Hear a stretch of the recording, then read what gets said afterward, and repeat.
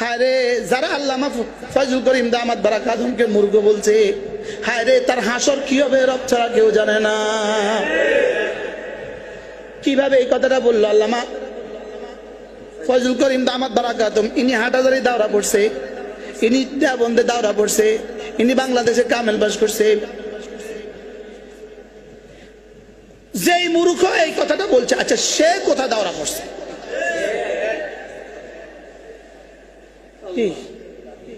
পতনের আগে এভাবেই হয়। পতনের আগে কি হয় বলেন? ফালইয়াযাম বিহারবিন মিনাল্লাহি ওয়া রাসূলিহি, যে আল্লাহর কোন ওলির সাথে দুশমনি রাখে, আল্লাহর রাসূলের সাথে সে যখন যুদ্ধ ঘোষণা দিল, ফালইয়াযাম বিহারবিন মিনাল্লাহি ওয়া রাসূলিহি, নিজের প্রতিপক্ষকে বুঝিয়ে এভাবে বলতে হয়।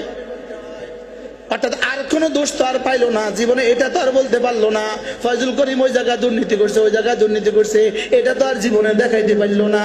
ওই জায়গায় দুর্নীতি করছে, এটা তো দেখাইতে পারলো না। ওই জায়গায় চান্দাবাজি করছে, এটা তো দেখাইতে পারলো না। ওই জায়গায় মারছে, এটা তো দেখাইতে পারলো না। ওই জায়গায় খুন করছে, এটা তো দেখাইতে পারলো না। কি আর কইব, এমন এক শব্দ বলে বইছে, আমার মনে হয় আরো কাইপা উঠছে। বাস্তব না বাস্তব? এখন তো কালকে আমার বিরুদ্ধে লিখবো কি? আমিও কামেল স্ট্যান্ড করছি, 4 নাম্বার স্ট্যান্ড করছেন কি? বলে দিলাম আরে না, কালি আমারও মূর্খ করবো কি?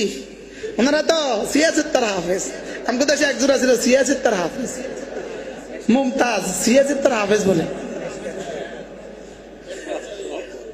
কি? এক বেটি বলে সিয়াসেত্তার হাফেজ আছে, এখন কোর্টে উঠার সময় জুতা মারে, প্রতিদিন 2-4টা জুতা ফিটা খায়। বাস্তব না বাস্তব? কোন দেশে বাস করি?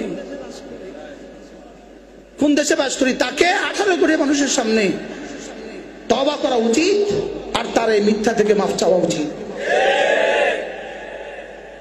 তার এই মিথ্যাচার থেকে মাফ চাওয়া উচিত, এত বড় বেয়াদবি থেকে তাকে মাফ চাওয়া উচিত। মাফ চাওয়া উচিত কিনা বলেন?